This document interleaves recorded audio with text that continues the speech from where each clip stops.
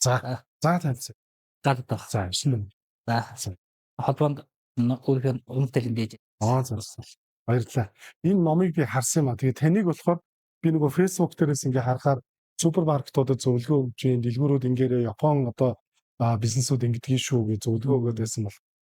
Энэ өстө мундаг юм байна да. Энэ хүнтэй заавал уулзах хэрэгтэй байна гээд тэгээд уулзсандаа гэж бодсон. Гэхдээ яг нөгөө цаг гарч амжихгүйгүй зөвслөөчлаа. Баярлалаа өнөөдөр. Миний хувьд бол одоо шинэ манай пэйж утсыг сайхан мэдж аваад миний одоо яг бодож байгаа зөвлөж байгаа зүйлийг давхцах юм байна. Манайс ихний уулзалтанд очиод энэ удаа уулзалтанд очиод уулзч үзье. Сонирхож үзье тий. Миний яг үзэл бодолтой одоо таач нүг тэг бодож юм дээ. Тэгээ уулзалт одоо тэгээд одоо маш танилцлаа. Яг миний батсан зорилго бодолтой болгүй. Цаашаа баярлалаа. Бид нар нэг ийм зүйл яг энэ ч нөгөө подкаст ингээ ярилцлага чөлөөтэй явж байгаа ч гэсэн ингээ хүмүүст бас хэрэгтэй талаас нь мэдээлэл өгч тийм. Яг тань шиг хүмүүс биднэрт аягүй хэрэгтэй байна. Ерөн зүгээр бид нар яг алсын хараагаа юу гэж тодорхойлоод яваад байгаа гэхээр бид нар энэ бизнес эрхлэх гээд 1-5 хүнтэй 10 хүнтэй ч юм уу ийм жижиг бизнес эрхлэх хүмүүсийг жоохон нөгөө нэг замыг нь зөв залж өгье. Тэгэхгүй бол ингээд яг бидний ингээд маш их алдаануудыг тийм дахиад дараагийн хүн гарч ирээд ингээд алдаа яваад. Тэгээ энэ өөрөө Монголын эдийн засагт тавьсан байна. Монголчуудын амьдралд тавьсан байна.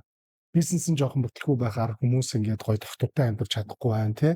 Тэгээд тэрэндээ стресс чинь тэрнээсээ болоод гэр бүл энэ чинь ерөөсөө нийгмийн бүх суурь асуудлуудыг чинь шалтгаан нь өөрөө бид нар ямар нэгэн байдлаар зөв системтэйгээр одоо ажиллаж хөдөлмөрлөж чадахгүй байгаа учраас бүх зүйл бий бол доошоо уруудаад байгаа суурь шалтгаан болоод байна. Тийм учраас энэ зүйлийг ингээд яриад ингээ яваад байгаа. Таны туршлага ер нь юу? Ямар туршлагатай юм бэ? За миний хувьд бол iPhone 7 жил амьдсан. iPhone ойтон багта хилтэн гээд зурч бодол. Олсон сүлжээ мэдэн тий. Тэнд зөвч барьмаа гэдэг байсан. Тэгээд iPhone-ы үйлчлэгээний соёлыг ерөөхдөө тэнд ажиллаж байхдаа өөрөө би мэдэрсэн гэдэг утгаараа Монгол техникийн үйлчлэгийг танилцуулъя. Монголын үйлчлэгийн салбарт энийг бас нэг бий болгоё гэсэн маягаар ажиллаж явах үед гар бичмэл хийдэг байсан. Тэрэн дээр өмслээд эхний ном 2018 онд эхний ном хэвлүүлсэн. За. Хоёр дахь ном бол илүү яг дэлгүүр супермаркет доогийн газар гэсэн маягаар хэвлүүлээ. Гарын явлага маягийг болгоё гэд энэ ном. За. Тэгээд 2020 оноос буюу ковидын өмнөөс эхлээд Монголын анхны яг дэлгүүрийн супермаркетинг консалтинг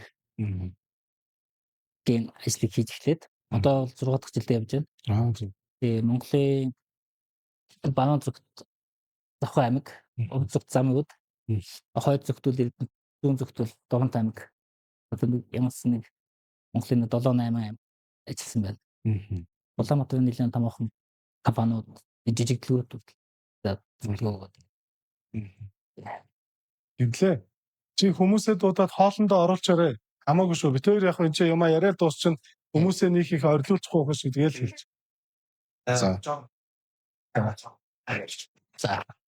За. Ямар гоё юм бэ? Ийм сайн туршлагатай хүмүүс. За бидний холбооны үйл ажиллагаа тантай ер нь нийцэх нь үү? Таны бодож байгаа зүйл хийж байгаа бизнестэй чи харшилдаг ч гэдэг юм уу те? Янз янзын талаараа ингээд болохгүй юм уу? Эсвэл одоо манай холбоонд ороод ажиллавал гэдэг юмнууд. Миний хувьд бол одоо холбоотой яаж хамтран ажиллах вэ гэхээр эхний эйжент дэлгүүр супермаркетуудын хүнсний дэлгүүрүүдийн те жишээ нь бараа оролтоос эхлээд яаж зочин үйлчлэгчтэй харилцах уу? Аль хүнсний тасагтаа одоо ши юу хаана байх уу? Манайхан бол зүгээр одоо шин хамаагүй юмудаа тавьчихдаг үйлчлэгчтэй те. Одоо наадсахын хүнсний ногоо могоог бол манайхан ихэвчлэн хамгийн цаад булан хавцаа тавьдаг. Яагаад ингэж байгаа вэ гэж асуухаар энэ зочин бол заавал авах гэж очдөг. Нөгөө талаараа энэ хамгийн том алдаа болоод зочин тэрнийг ихэвчлэн энэ дэлгүүрт байхгүй юм байна гэж үзээд явцдаг. Нөгөө хүнсний ногоо буюу өгвөл жимс гэнэ муутчихдаг. Зөв. Одоо шинэ та бүхэн мэдж байгаа бол одоо номин өгвөл ийм ач томоохон дэлгүүрүүд бол нас зочин орлоо яг үүдэнд нь хамгийн түрүүнд жимсгэн хүнсний ногоо байдаг. Яг тэгвэл урдын гэдэгтэй бүтээгдэхүүнийг нүдэнд нь харагдах байдлаар хамгийн тавьсан байдаг. Тийм. Тэгвэл нөгөө цаг хугацаа авсан мууд нь компани алдагдaltaа байна. Дэлгүүр алдагдaltaа байна. Энэ ийм жижиг нэлээд асуудлууд байдаг. Энэ болгоны нэг нөгөө дэлгүүрүүд дээр очиод зааж зөвлөдөг. Тэгээ сургууль семинар хийдэг ч юм уу те холбоотой хамтарч тэгж бас удаан ажиллах боломжтой байна гэж бодсон. Баярлалаа. BTT-ийн хувьд бол яг тань шиг туршлагатай хүмүүсийг бид нар холбоо бол өөрөө ашигын бус байгууллага байна. Тэгээд нөгөө гишүүдтэй үйлчилдэг.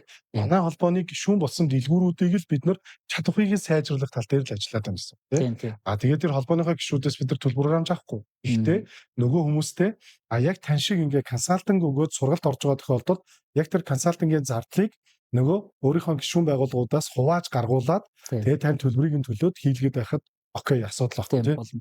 За яг ингээд тэгвэл контракт ажиллах зөв юм байна. Яг энэ шиг л одоо тань шиг юм дууртай хүмүүс бас хайжлаа юм нэ хэлээ. Одоо ингээд нэг баг бүрдүүлсэн бид нар ч нэг юм холбоо болох гээд ингээд явхаар учир болохгүй аюул олон зүйл байна. Одоо энэ хүмүүс бидрийг харахаараа ингээд энд нэг супер юм хийж гин гэж хараад байдаг. Гэтэл бид нар энэ нөгөө супер зүйлийг чинь ийм болгохын тулд жишээ нь 3 жил явц. Одоо ингээд эргээ цаг хугацаагаа харахаар тийм зөвхөн нэг ийм хэмжээнд явж байхын тулд 3 жил явц. Одоо бид нар яг гэхдээ арай хурцчлаа. Хүмүүс ойлгохгүй байсан CEO зохигдно гэдгийг анх орж ирж байхад нь та нар зохигдох гээд байна ийм болёо гэхээр хүлээж авахгүйсэн байхгүй. Юу гэж тэг томроц. Тэгээ одоо нөгөөдөл чи яг нэг үнтэйгээ нүүр тулаад болохоогоод ирсэн чинь одоо нэгтгэн зөв юм байна. Ер нь тэгэхгүй бол бид нар ажиллах болох нь л гэж одоо нэгдэ. Бид нар та зөвлөх чухал байхад байгаа. Та доогийн газрууд гээд бас автсан шүү дээ энэ номон дээр тийм. Зоогийн газрууд дээр ер нь яавал зүгээр гэдэг бидний жишээ нь ингээд ресторан зоогийн газрууд ч одоо бас яг л адилхан арчигч шүү дээ. Одоо тэгэл нөгөө нэг чикен аваад идчихээн тий хүргэл дээр пицца авчихсан гэл ингээд явлаа л да. Та энэ дээр манай Монголын хоолны газар зоогийн газруудын хувьд болохоор хамгийн том алдаа юу гэхээр хоолны үлэх хугацаа. Манайхан бол яг хуу захиалга өглөө. Захиалга өгөөд тэр хоолоо авч идэх хүртэл одоо 30-40 минут зарим газар цаг өгдөг. Тэр одоо яг нөгөө ялангуяа би японочдыг холбоотой ажилладаг болохоор японочдтай жуулч дагуулж хоолнд орсон тохиол хоолоо өглөөж хооронд пив ч юм уу уух юм байлаад тэгээ тэрнийг ууж хооронд янз янз сэдвэр ярьж чад тэр хооронд нь хоол идэх маягийн. Бас нэг юм юу гэхээр манай хоолны газруудын одоо шинэ меню нь аль ч хоолны газар бүгд адилхан менюд. Яг төрөлдсөн маягийн систем байхгүй. Бүгд адилхан. Гурлтай шууд цовын ч юм уу одоо юу гэдэг нь дахиад бол одоо бүх газар адилхан пизза ч юм байна. Тэгэхээр нөгөө төрөлдсөн систем байхгүй болохоор бие биенийхээ яг бизнес давхцаад нэг зөх. Нөгөө талаас үйлчлэгээний харилцааны хандлагын асуудал бас нэлээд байна. Яг тэгэхээр одоо гадны сүлжээ хоолны газрууд орж ирсэн тэдний харилцаа хандлага нэлээд сайн болсон. GSC одоо дэвдээ адилхан тий. Тэгэхээр худалдан авахч буюу хэрэглэгч маань өөрөөсөө харилцаа хандлага үйлчлэгээ хүсэж байдаг. Манай үйлчлэгээний байгууллага тэрэндээ нийцж ажиллаж чадахгүй. Тэрнээс болоод ирэхэд зочин багасж байна. Зочноо татахын тулд ямар шүү маркетинг хийх үү яах вэ гэсэн бодол байхгүй. Нэг удаа ирсэн бол болоо гэсэн сэтгэлгээ тий. Дахин ирүүлэх тийм тактик маркетинг хийхгүй байна л да. Тэрнээс холбоотой. Ер нь бидний хувьд одоо ингээд бүгдийг авраад ч гэдэг юм уу бүгдийг ингээд чиглүүлнэ гэдэг нь удаан шүү. Энэ ч одоо ширэнгийн хуулиараа хин одоо юу гэдгийг нөгөө энэ холбоонд орооч гэдэг юм уу хин одоо таньшиг хүний зөвлөгөөг авч чадаад тэрнийгээс ахлах баттайгаар хэрэгжүүлээд амжилтанд хүрч чадна. Тэр хүн цаашаа явна. Тэгж чадахгүй бол нурж унах нь зөв гэсэн процесс байх тийм үү? Тийм. Яг энэ дээр одоо жишээ нь одоо цайны газар ресторанууд гаднаас аюул олон сүлжээнүүд орж ирчээд тий. Тэгээ Монголын компаниуд нэг нэгээрээ байгаад ингээд одоо сөхөрж унаад тий ингээд байгаа зүйлийг та бас ингээд судалгаа хийдэг гэдэг юм уу ном бичдэг ийм одоо туршлагатай хүний хувьд ер нь одоо боломжууд байгаа юу? Би одоо юунаас юу гэж зурх гэдэг юм гэхээр энэ гадны энэ том орж ирж байгаа урсгалыг бид нар сүр зогсоод эднэр маань багасаад бид нар илүү өндөр зээлийн ашигын марж аваад үлддэг энэ боломж монголчуудад байгаа юу? Та энэ тал дээр юу гэж ер нь бол яг боломжтой гэж үзэж байна. Яг тэгэхээр монголчууд бол яг Монгол мэдээж хоол идэх тохиолдол үндэсний хоолоо дагна. Мэдээж 7 хоногт нэг удаа ч юм уу гадаад тийм Солонгос, Япон ч юм уу тий. Гадаадын тийм хоол сонирх байх. Ихэнхдээ бол өөрсдийн гэсэн үндэсний хоолоо идэх болно. Нөгөө талаар бид нар тэдэнтэй өрсөлдөхийн тулд яах ёстой вэ гэхээр яг тэдний хийж байгаа үйлчлэгээ маркетинг тактикийг адилхан хэмжээний хийж хэрэгжүүлэхгүй бол яг хуучин уламжлалт маягаараа зочин хэлсэн ч яах вэ байсан ч яах вэ гэсэн маягийн сэтгэлгээтэй бол бичихгүй л дээ. Үзүүлж чадахгүй.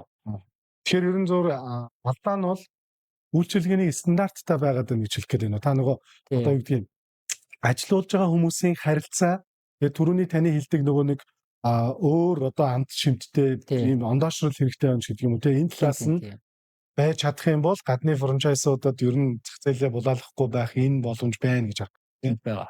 Яагаад би таныхаас ингэж ойлголоо зөв та миний дүгнэлтийг бас хэлээд өгөр. Яг хөө дүгнээд өгөөч. Би таны саяны ярианаас болов бид нар монгол хүмүүс юм чинь илүү их монгол хоолндоо чиглэнэ.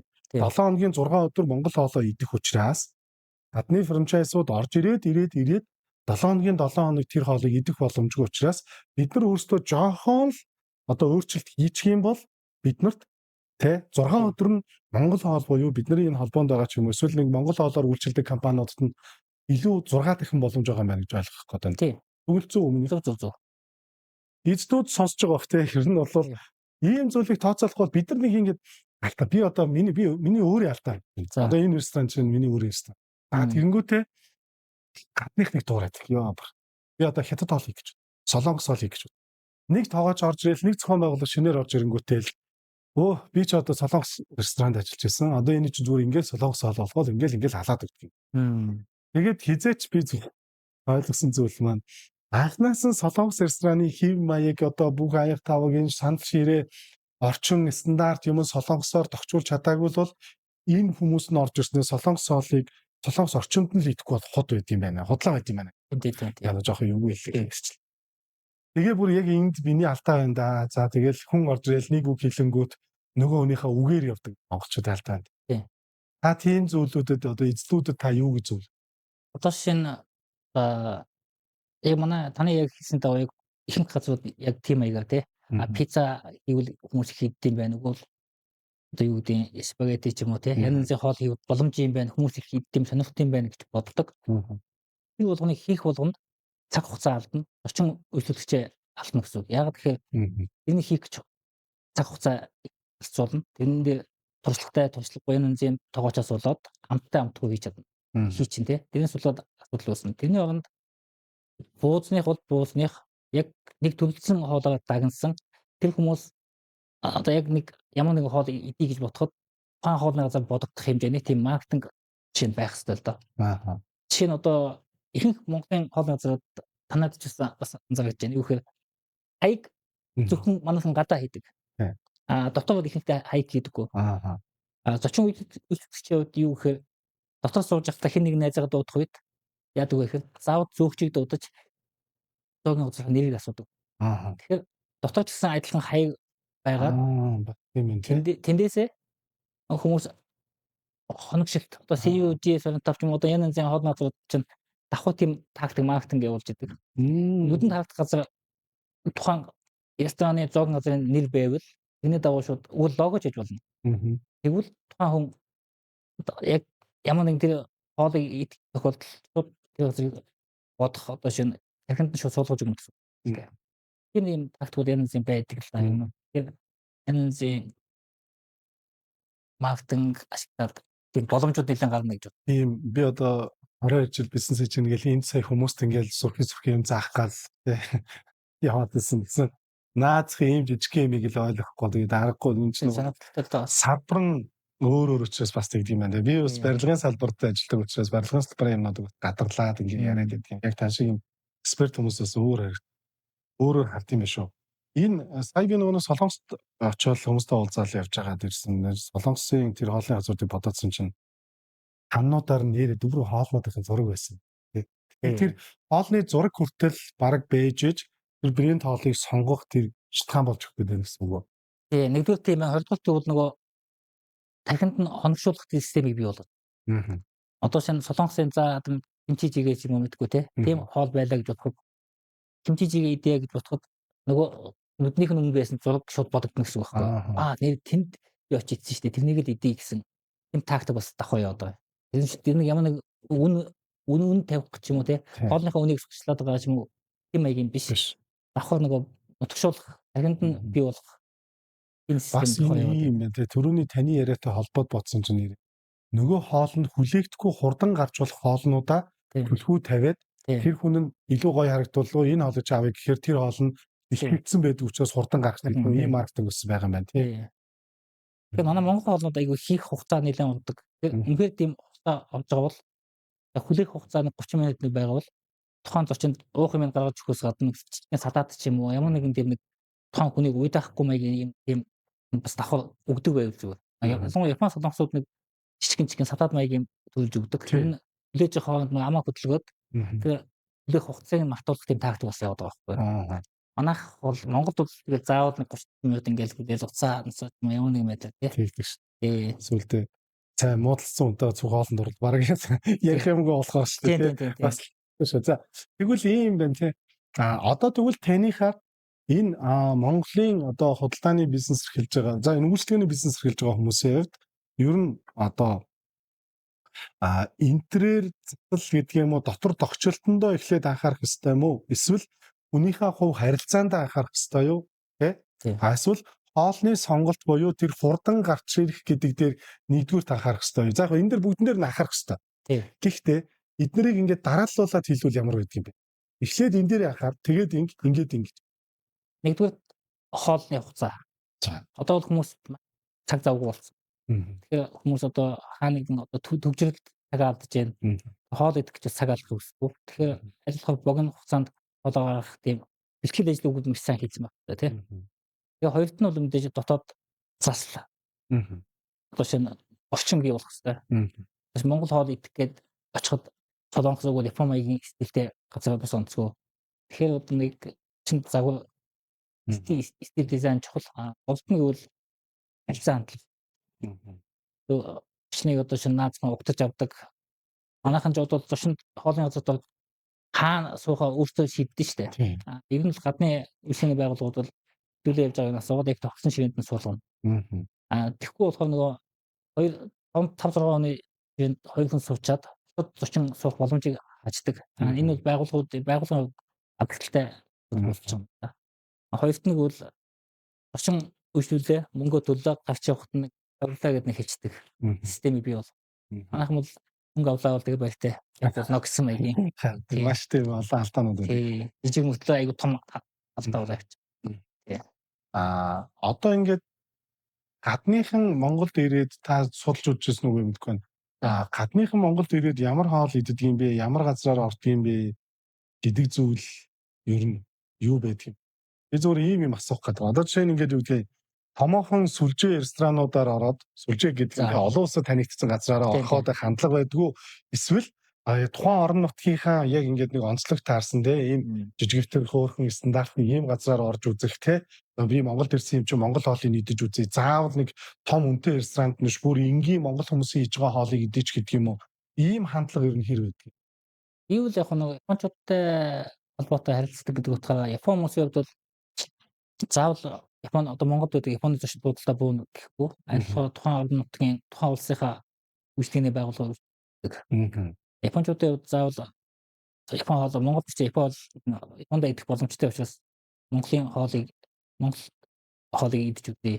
Амсч үзье те. Тэнд бас мөнгө үлдээе гэсэн тийм сэтгэлгээтэй. Шал өөр тарих. Тий. Солонгосуудын хувьд болохоор яг та бас мэдэх бах. Тэнийг одоо энд яриад тийм. За. Япончууд бол тийм сэтгэлгээтэй. Үний зарим хүмүүс бол яг яг үнэтэй газар идэж үзье гэсэн хүмүүс ч байна. Ангийн монголчууд үйлчлүүлдэг паб мапд наваад хоол идчихье. Ингийн тань газарч хоол идэж үзье гэсэн юм байдаг. Нэг удаа Нарантуулын хоол гуанзанд би Япончууд дагуулж хоол идүүлж ирсэн. Тийм үү. Тий. Өнөөдөлтөө гоё санагдсан гэж. Тий. Тэгэхээр бид нар ер нь одоо жуучдад юмаа хүргэхийн тулд одоо бидний нэг энэ яг манай холбоо гэж хоёлаа энэ холбогдож уулзлаа л та. Тэгэхээр үнэхээр энэ нөгөө цайны газрууд маань нэг стандарттай үйлчлэгээс хөлтэй яг таны одоо энэ зөвлөдөг зүйлсүүдийг үнэхээр ингээд гап хийдсэн байгаа ресторануудад бол яванда энэ аялал жуулчлалын компаниудад ч гэсэн сал тавиад байвал нүүр бардам тэд нар маань орж идээд байх хандлага бол эндээс бас орлого нэмэгдэх боломж бас байна гэж харах юм байна тий. Одоо шинэ би бас нөгөө сошиалч гэсэн бичтгэлдээ аялал жуулчлалын бизнес гэхээр манайхан зочдод зоогийн газар ч юм уу тэгвэл жуучны бааз гэдэг ойлгочтой. Энэ худалдааны байгууллагууд төлөв супермаркет чамаатай хоолны газар чамаатай. Тэгэхэд бол аялал жуулчлалын компаниудтай одоо яг нь сезон эхлэхээс өмнө тэднэртэй хамтран ажиллах гэрээ байгуулад ажиллах зүгээр. Яг тэгэхээр тухайн жуулчныг хаана хоол идүүлэхийг хэн мэддэг вэ гэвэл гайдууд мэднэ. Орчуулагч нар тийм тухайн компани. Тэгэхээр тэднэртэй одоо шинэ тухайн хэмжээний одоо юу гэдэг урамшуулж юм янз бүрийн тийм системийг хилцоод тэр хүмүүсийг хамтан ажиллах байгуулад боломжтой байх гэж. Зөвхөн нөгөө монголчууд биш гадны жуулчдыг бас клэж авдаг.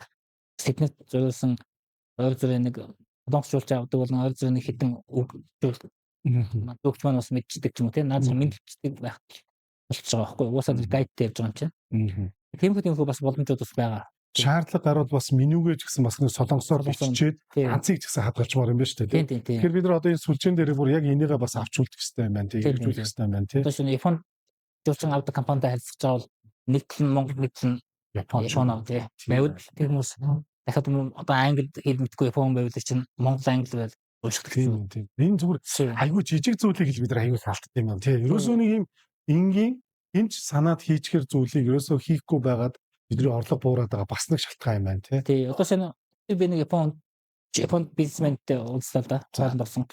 Тэгэнгүүт нэг Монголын бас нэлийн том газар хоолнд ороход монголоор англи бичсэн. Зураг байхгүй.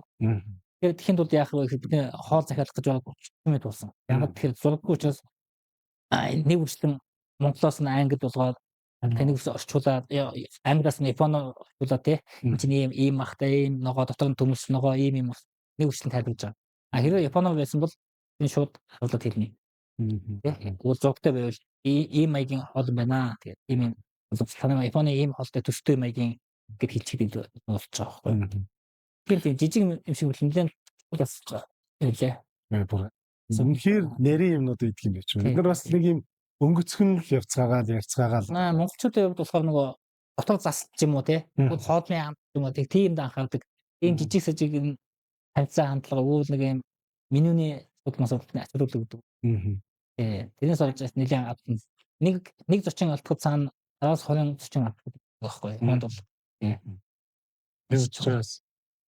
Бүр анхаарах зүйлүүд айгүй олон юм байна. За бид нар энэ газ рекламыг хийдэг чи. За бид нар энэ MJ хэлгээд яг одоо нэг аяга тусдаггүйчлээ л да. Нэг танд одоо давхрыг нь хийлээ. Одоо ихэ дараачих нь ингээд сайжраад хоёр давхар том гэдэг авдаг. Энэ цаас нь бас нэг давхар ахаар нэг юм байд юм шүү дээ. Тэгээ хоёр давхар болоод ингээд сайжруулах. За ер нь бид нар одоо сүлжээ гэдэг юм. За энэ чинь сүлжээ гэж ярихаар монголчууд бас их сонин шүү. Нэг юм хоо сайхны бараа зардаг шиг тийм. Эсвэл мөнгө үлдэх юм шиг сүлжээ гэж ойлгоод байна. Бид нар энийг ер нь сүлжээ гэж нэрлэх ёстой юм уу? Одоо яаж нэрлэх ёстой вэ одоо? Жишээ нь одоо цайны газрууд, ресторанууд, дэлгүүрүүд гэсэн энэ гурван субъект дээр одоо ихний хэмжээнд ажиллаж явж байгаа шүү дээ. Тэгэхээр энэ субъектийн хүмүүсийг бид нар ингээд бүлэглээд жишээ нь Улаанбаатар хэмжээнд бид нар яг манай нэмжээлийн сүлжээнд орж байгаа 50 одоо цайны газрыг эхлээд дарчлах гэж явж байгаа байхгүй нэгтгэхэд. Тэгэхээр энэ зүйлийг бид нар хийхийн тулд яах ёстой вэ? Энэ одоо сүлжээ гэж нэрлэх үү? Эсвэл одоо франчайз гэж явах уу? Хэлхийг нь ямар вэ гэж байна? Франчайз явах нэг яг адилхан их логотой боловч тухайн байгууллагуудын нэр дэлгүүр болгоны нэр ч юм уу те хоолны газар болгоны нэр өөрөөр явчих болохоор бас хамтарсан маягийн нэг тийм систем хэлэх зүгээр байна. Сүлжээхээр нөгөө яг COG сонтой айгуул KFC-тэй адилхан бодоо явчих болохоор бас яг тийм биш. Ресторануудын сүлжээ гэж яаж нэрлэх юм? Одоо манайд ч одоо жишээ нь Юнач гэдэг юм, Бродвей ч гэдэг юм ийм одоо франчайз сүлжээ гэж. Тэгэхээр бид нар яг цайны газруудаа бас сүлжээ цайны газар гэдээ явж болох л болно. Энэ цайны газар гэдэг нь чи яг зөв юм уу?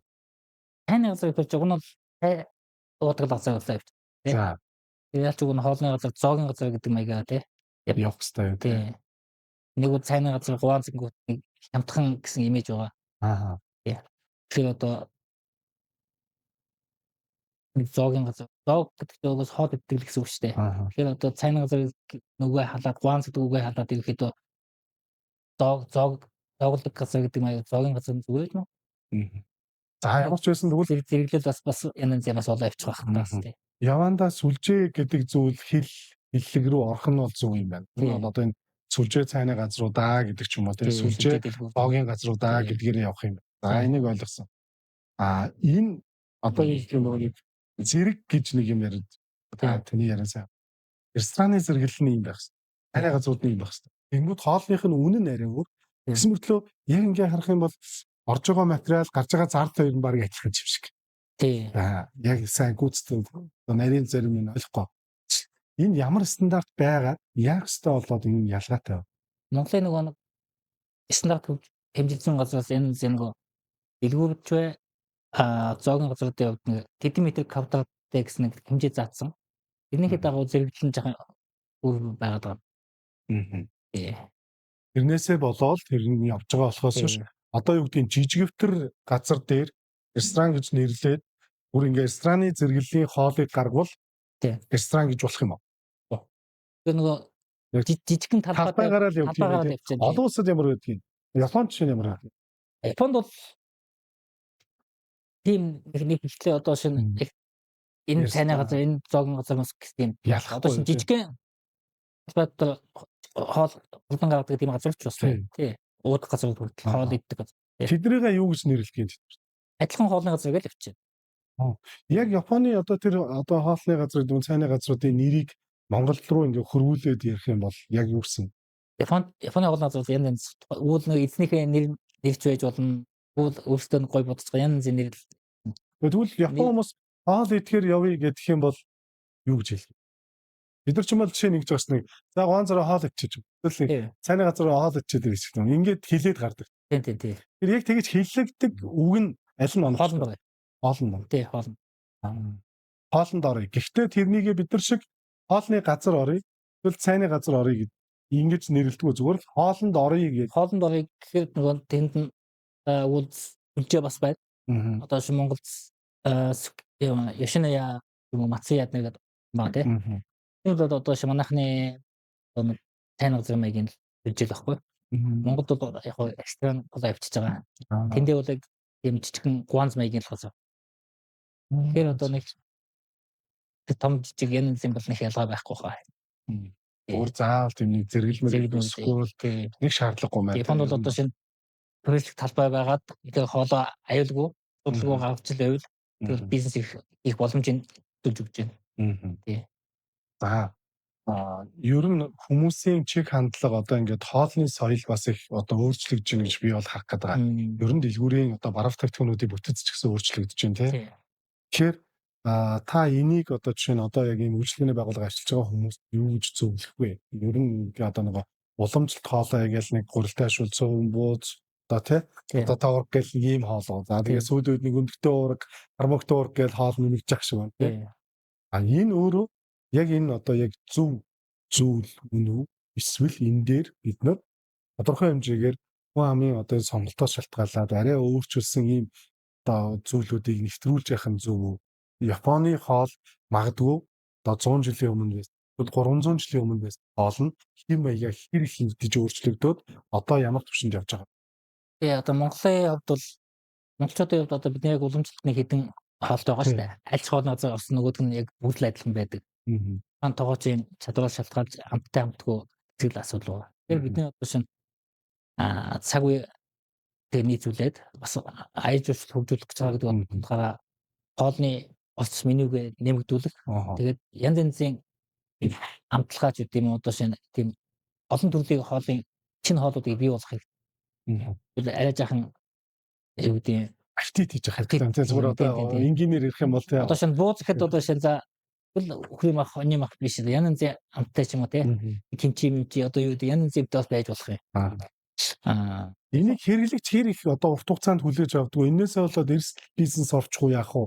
Ер нь дасгаад ирвэл тэр амжилттай явах бас суур шалтгаан болох уу гэж.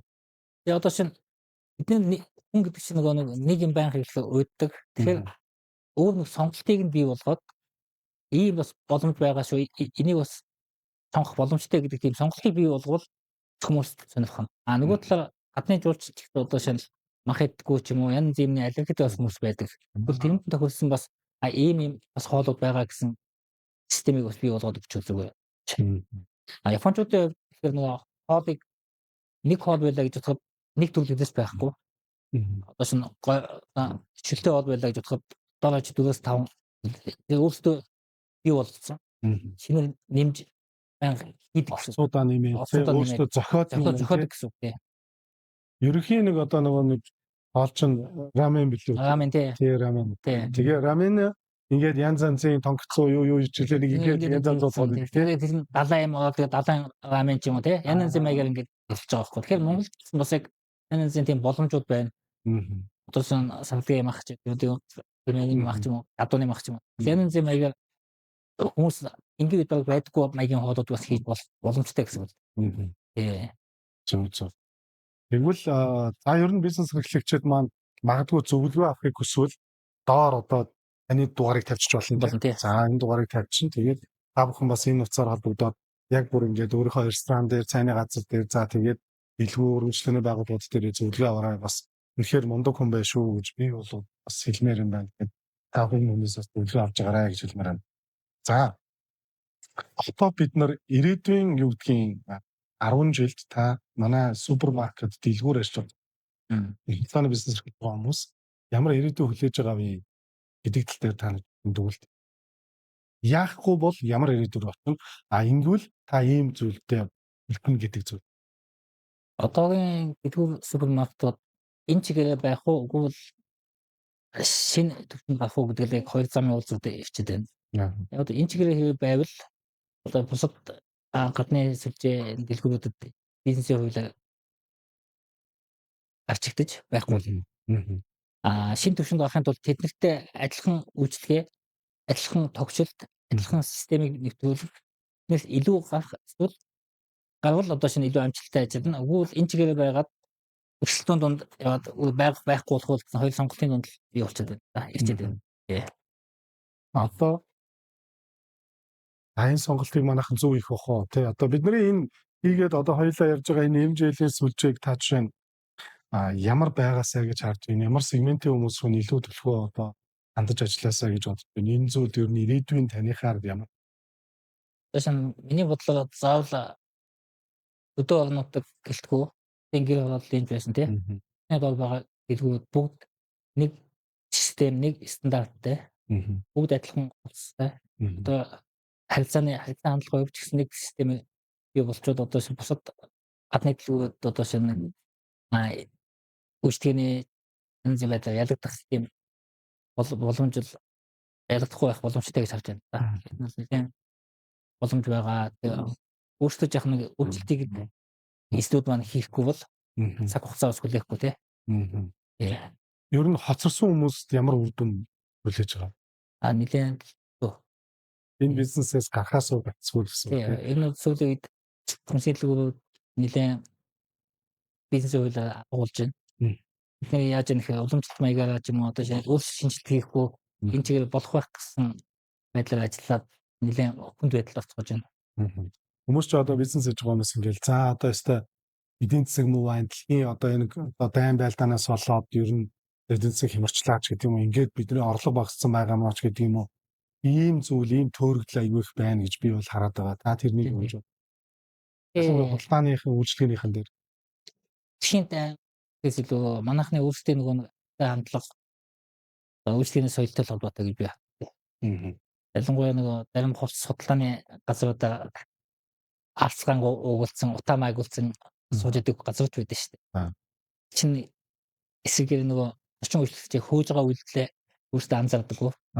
Одоо хэн нэгэн хүнээс алцгаангаа уугуулчвал тэр нөгөө үйлчлэгчээ дуудах юм шиг тийм. Утаа хүний хувцсан шингэн тэр хүн чинь эсрэг айц асуудал бий болж байгаа байхгүй.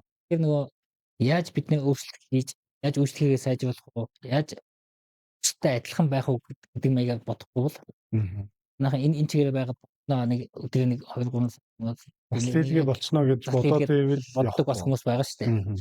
Тэр бусад хажуу талын дэлгүүртэй адилхан байх уу тэднээс нэг алхам илүү алах уу гэдгээ сайн бодож төлөвлөхгүй бол ер нь бол бизнес хуулиар байхгүй болно гэсэн. Юусан маш бодолтой байхгүй бол маш олон хүмүүс. За одоо дэлгүүрийн өөрчлөхгүй бол угаасаа хотлоо олж байгааг та ингээд хэлж юм за тэгэл маш олон хүмүүс хэлээд байна л та. Хэлж байгаа учраас энд ингээд хүмүүсийг цуглуулах гал тэгээд байна. Миний зүгээр өнцгөө бас танд ингээд бодож яаж хоёул чөлөөт ярьж байгаа бодлоо. Тийм. Минийхаар бол би бол ингэж харж байна. Ер нь бол энэ нөгөө худалдаавч харин ч илүү их бүтээгдэхүүнийг авдаг болсон юм байна гэж харах. Ер нь одоо энэ ч нөгөө орж ирдэг цалин өссөн байна. Гаднаас ирж байгаа Монгол руу ирж байгаа мөнгө өссөн байна. Нөгөө улсын төсөвчин жишээ нь ингээд харах юм бол тий 33 их 80 ч гэдэг юм уу. Хуучин бид чинь одоо 3 их 80 байсан. Миний мэдхээр тэгээд зүуд нь 10 их 80 болсон. Одоо ингээд өссөөр гад 3 дахин өслөө гэл энэ 26 оны одоо усан цэвчин 33 их 80 гэдэг. Тэгэхээр энэ мөнгө чинь одоо ингээл бас хувь хүмүүс бид нар дээр ирж байгаа юм уу? Эсвэл одоо хэрэглэж худалдаж авахд бэлэн байгаад мөнгө үстэй тий. Тийм. Тэгэхээр энэ мөнгө маань нөгөө яг үйлчлүүлэгчдэр очихгүй байна гэдэг байгаа чинь ер нь бол чин илүү үйлчлүүлгээгээ сайн үзүүлээд байгаа хүмүүс рүү нэх очиод бид нар рүү баг очиод байгаа гэсэн үг гэж ойлгож байна. Би бол тэгж ойлгоод ер нь бол энд ингээд бизнес хийж байгаа хүмүүс биднэрт их хүчрэг байгаа юм байна. Энэс биш гадуур мөнгөний хомсдолыг ороод байгаа юм байна гэж харах гэдэг байгаа тий. Тийм зөв. За тэгэхээр одоо бид нар өөрчлөгдөхийн тулд яах ёстой вэ? Нөгөө дэлгүүрийн эзэдүүдийн дэлгээ хандлагыг өөрчлөхийн тулд танихаар яах ёстой? Нэгдсэн стандарттай, нэгдсэн үйлчлэгээний харилцааны соёлтой, наацхан хувцастай болж авах хэрэгтэй байна л да. Хаяг ч гэсэн тийм ээ. Манайхан энд хийж болох үгүй зүгээр хийсэн нэр юм лээ. Юу гэхээр одоо ихэнх яг зарим хүнсэлгүүд нөгөө улаан хаягтай байдаг шүү дээ. Тэр нэг ундааны хаяг. Тийм. Тэр нь яаж яах гэхээр тухайн байгууллага бол ундаага зарахын тулд хаяг нь үнэгүй хийж гэж. Манайхан үнэгүй юм дутагдаж учраас тэр нь хийлгэж байгаа. Нөгөө талаар тухайн дэлгүүрийн брэнд биш ундааны одоо явчихдаг. Тэрнийг ихэнх эзэдүүд анзаардаг. Тэрнээ их алдаа гаргадаг.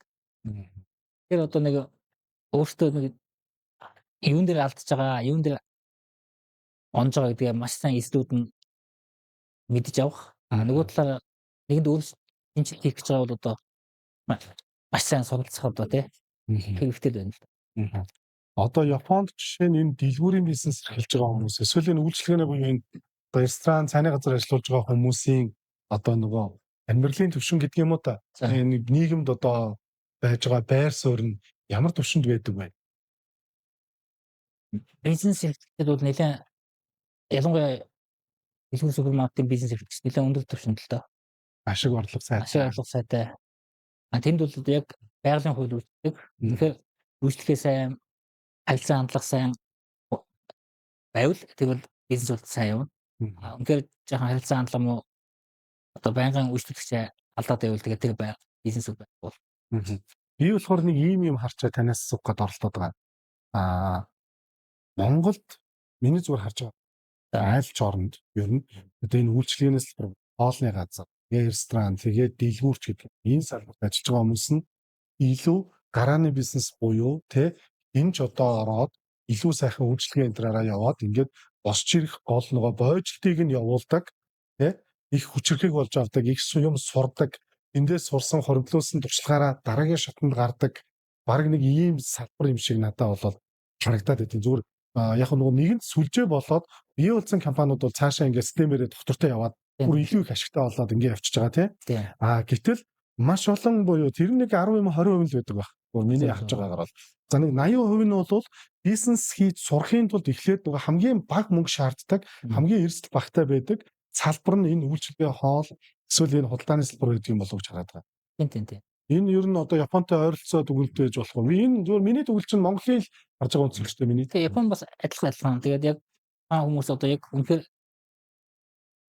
энэ салбарын мэдлэгтэй чадвартай ялангуяа хоолны газар гэвэл хоолоо сайн хийж чадж гэнэ үү? Харилцаа хандлага сайн байна уу? Дотор ховчин сайн байна уу те? Тийм байвал бас цаашаа хөгжих боломжтой. Ингээд бас яг зочин үйлчлэгч их багтай газар бол бас бизнес ашигтай ажиллах боломжгүй л дээ. Тэгээ бас байршил маш чухал байна. Хинт хандсан хоолны газар нээх үү? Хинт хандсан дэлгүүр нээх үү? Маш чухал. Тэрнээс болж бас алдаа гарах тохиолдол байна. Монгол ч гэсэн Японд ч гэсэн адилхан юм тийм. Одоо сүүлийн үед чинь нэг юм онлайн дэлгүүр гэдэг юм ойлголт гарч ирээд байна тийм. За энэ онлайн дэлгүүр гараад ирсэн учраас баг ингээл зарим нөгөө нэг онлайнаар юм зардаг хүмүүс чинь одоо зарим нэг сургалт байгуулалт хийдэг хүмүүс хүртэл тэгж яриад шүү дээ. Зүгээр жижиг өрөөндөө сайхан хувцснуудаа тавьж хагаад онлайнаар зараад хүргэж өгөөд ингээ бизнес хийчихвээ. Наа чин бизнесээ, наа чин чухлаа. Одоо дэлгүүрт орж хүмүүс юм автгаа болцсон гэдэг ийм хандлагууд айгүй их явж байна тийм. Энэ ер нь танихаар ер нь ямар үз? Миний хувьд бол онлайн ялангуяа худалдаан дээр би жоохон зүг сэтгэлтэй. Яг л хин нэгэн хүн өмссөн хувцсыг тэр хүн өмсөж үзүүлээд зардаг шүү дээ тийм. Тэрнийг нь одоо хин аавна гэдэг бас жоохон яа гэм бол. Нөгөө талаа Монголын энэ онлайн дэлгүүрээс нэг юм Ийм авч үзсэн. Тэгэнгүүт одоо шинэ яг захиад зурган дээр бол маш гоё юм байгаа. Өтөдлөг авангууд хэмжээ бас муу байна. Хоёрдугаар тэгвэл одоо шинэ хөнгөлтийн хүн маань хөнгөлтийн хүн мөн үү биш үү? Энгийн нөхөр тавьж ивэл хайрцагтай юм шийдэл яваад өгсөн. Яг ямар компани яадаг хүн бүү мэд. Тэгэхээр эн чинь нөгөө нэг ялангуяа ихтэй байгаа хүмүүс тэр дахиад байгаа хүний аюулгүй байдал бас аюул чухал асуудал байна. Тэгэхээр тэгтэн хүүхдүүд байгаад ийм авахдаг бол хөнгөлтийн хүн янз асуудал гаргавал яах вэ?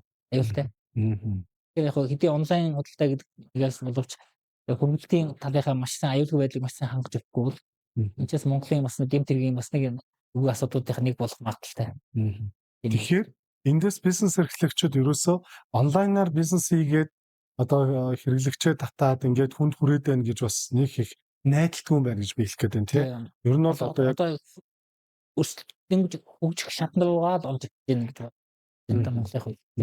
Японд одоо ямар байгаа вэ? Японд бол маш өндөр түвшинд хөгжсөн. За. Тэгээд яг том компаниуд, хөгжлийн компаниуд нь яг энэ чиглэлээр ажилладаг. Тэр нэг аюулгүй байдал янз юм хангах. Тэгээд нэг ямар нэгэн хөгжлийн асуудал гарвал тэр компани нэр хүндтэй холбоотой гэдэг утгаараа маш сайн аюулгүй байдлыг хангаад үйлчлэгээ маш сайн гүйцэтгэдэг. Хөгжлийн хугацаач маш удаан. Тэгвэл одоо дэлгүүрийн бизнес эрхэлж байгаа хүмүүс Японд одоо онлайн дэлгүүрүүд гарч ирснээс болоод одоо зүгээр хоёулаа нөгөө хүнсний дэлгүүрүүд дээр эхлэх явчих. Одоо 8 дэлгүүр дээр. Энэ дэлгүүрүүд нь ингээд уурж байгаа гэж ингэж дүгнэх боломжтой юу? Энэ дээр та ямар бодолтой байна?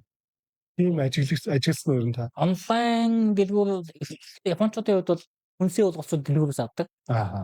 Хувцас хэрэглэл гоё чимэл ч юм уу те. Тэр юм илүү онлайнаас авалтай. Яг бол Японы хожих юм уу янз бүрийн асуудалтай байгаа онлайн зарсан тохиолдолд тухайн болж байгаа хүн эсвэл компани толгууд юм ямар нэг шийтгэл хүлээх үүрэгтэй. Хууль нь хат учраас юм хүн хожигдох ч юм уу маш муу боломжгүй. Тэгвэл ер нь бол одоо 8 нэрийн хүнсний дэлгүүрч гэдэг юм энэ дэлгүүрүүд ажиллаж байгаа хүмүүсийн хувьд бол ер нь дэлгүүр бол байсаар л байх юм. Дэлгүүрүүд байна тий. Байсаараа байх юм тий. Энэ нь одоо онлайн боллоо гэх нэг тийм асуудал гараад байх юм багал байх юм тий. Тэгээс онлайн боллоо гэж бодоход ялангуяа Монголд би хүнс авч үзээгүй л дээ. Гэхдээ тийм тохиолдолд Джимс нөгөө яг муудсан тийм асуудалтай үйл яг тухайн компани буцааж аваад сольж өгөх үү. Энэ жижиг удаас аюу том асуудал болоо явчих. Тий. Хувцсууд сольж болно. Одоо Джимс нөгөө замдаа муудсан ч юм уу янз бүрийн асуудал болсон бэлээ яах вэ? Гэх мэт юм. Тэгэхээр яг тэр аюулгүй хүнсний аюулгүй байдлыг хангасан бүтээгдэхүүн мөн үү биш үү? За одоо энэ сүүлийн 8 нэрийн дэлгүүрч гэдэг юм уу за ингээд үгдгийн хотлооны одоо салбар за үйлчлэгээний салбар гэдэг энэ хоёр салбар дээр ажиллах боловсон хүчин одоо хэр байна. Тэгээд энэ заавал ингэж одоо адилхан бус орнуудтай адилхан ингээд үгдгийн нэг юм үнийг сургаж аваад энэ чинь нэг юм ажлын гарааны баг эхлэлийн нэг юм дамжлах шиг бас болчиход байгаа байхгүй тий. Тэгээд дандаа нэг шинэ хүмүүс ирдэг нөгөөдөл нь жижигхэн алдаа гаргаж байгаа тэгээд хаяа авчдаг. Зүгээр тэгсэн чинь нөгөө хуульч гэдэг юм уу нэгтлэнч гэдэг юм уу нэг мэрэгжил эзэмссэн хүмүүс нь болохоор тэрнийг ингээ олон жил хийгээд ирдэг учраас харьцангуй одоо юу гэдгийг нөгөө үнэлгээ өндөртэй цалин өндөртэй ч гэдэг ийм зүйл байгаад их юм. Энэ дээр ямар бодолтой байна? Ер нь энэ үйлчлэгээний салбарууд ийм байд. Стормч гэсэн. Японд ч адилхан яг ингээд тухайн хүнийг бас нэг 2-7 хоног ч юм уу тий. Мэдээж яг шинэ ажилтан ажиллаа мэдэхгүй учраас заа суух маягийн тийм систем адилхан явдаг. Шууд шинэ ажил ялангуяа дэлгүүрийн хувьд шууд шинэ ажилтан заавал өшөлтөй харилцах боломжгүй. Яг мэдлэгээс эхлээд бага бүтээгдэхүүн яаж тайлбарлах уу? Аль хэсэгт ямар бага байгааг тухайн мэдж нэг 7 хоног ч юм уу явах хэрэгтэй. Их жишээ нэ.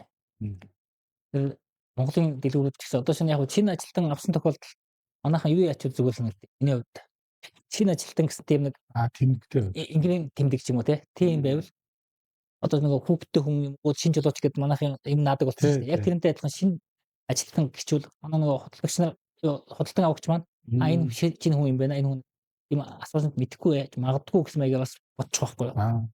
Тийм тэмдэггүй бол асуулт нь мэдэхгүй байвал энэ дэлгүүрийн ажилтнууд ажиллаа мэддэг юм байна. Үйлчлэгээний соёл харилцаа хандлага муу юм байна. Гэт нэг хүнээс удаад тухайн байгууллагын компани нэгэнд ундмаг. Ийм бүр маш их нарийн юм биш. Тэгэхээр энэ хүний нөөцийн асуудал бол орон оронд адилхан байгаа юм байна. Ерөөсөө анхдагч буюу за ямар нэгэн байдлаар мэрэгжил жоохон бага эзэмс эсвэл түр зур хийж байгаа ч юм уу те.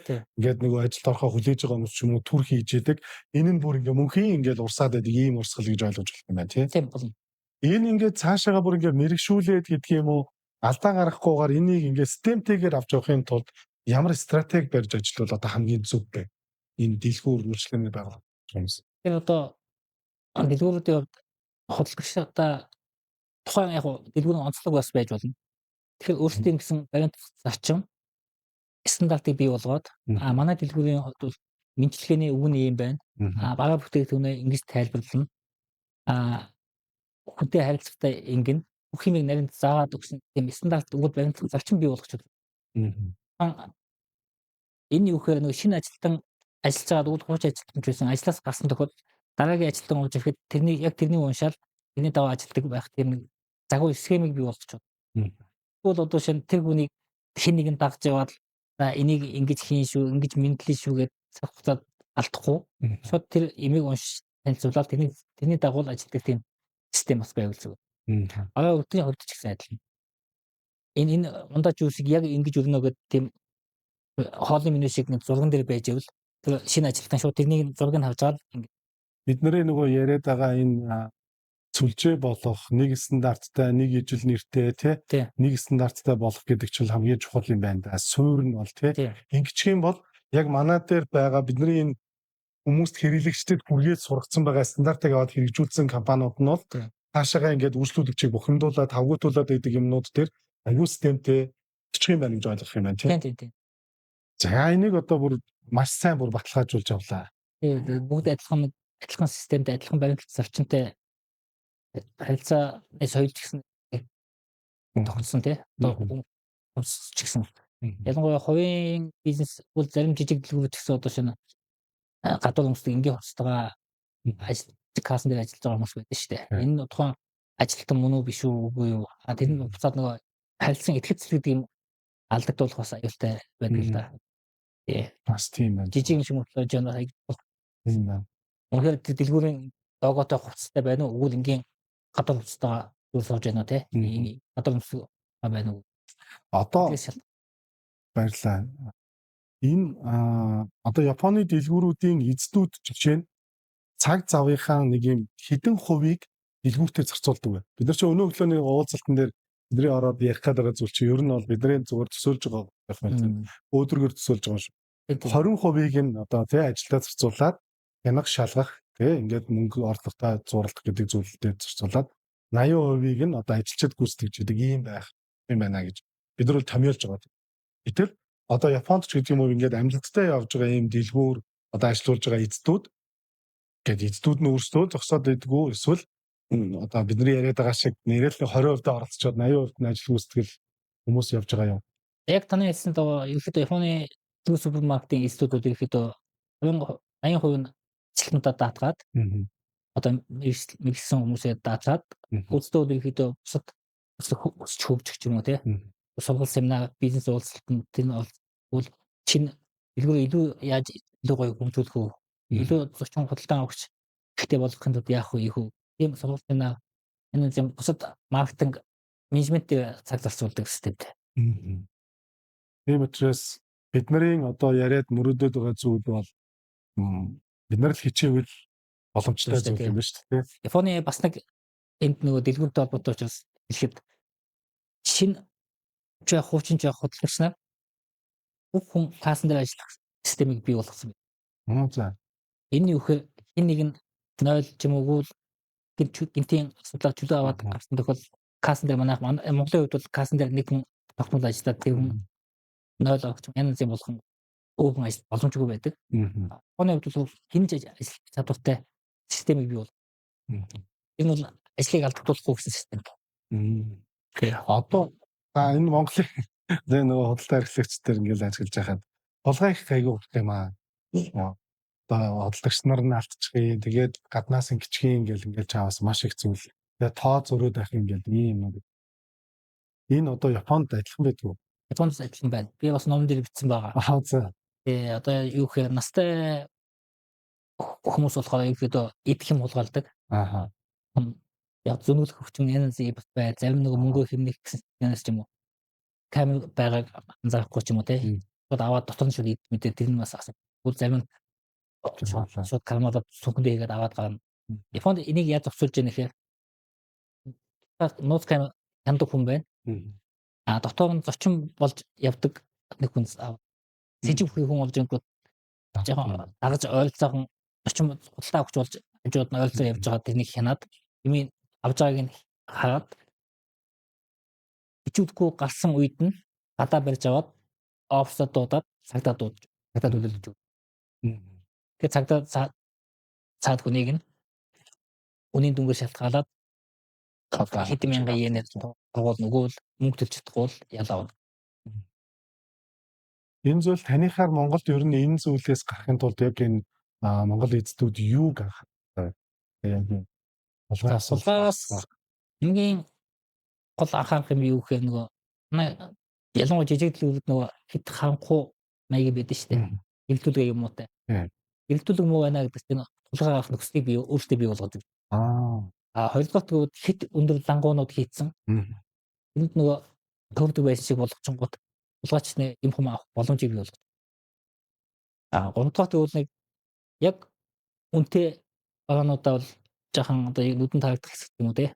Хараанд байх хэсэгтээ явах. Нөгөө талаа олон худалдагчтай бол тэр нь яг тухайн энэ хулгай юм хулгай алдагддаг багтдаг нь ойлцоо зогсдог ч юм уу.